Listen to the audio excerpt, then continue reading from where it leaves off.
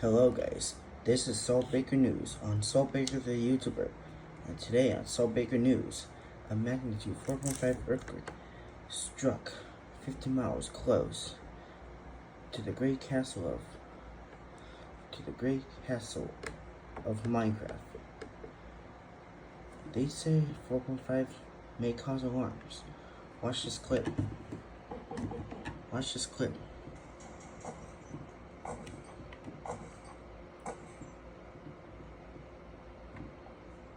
Yeah, you can see it shaking. It's a 4.5 magnitude. And it happened at 3 in the morning. And if you're in the Great Castle of Minecraft's campers, it's called the Great Castle of Camp. And if you're there, sleeping at 3 in the morning, wake up. Then because the 4.5 magnitude earthquake struck the Great Castle of Campers at 3 in the morning. Like and subscribe to my channel.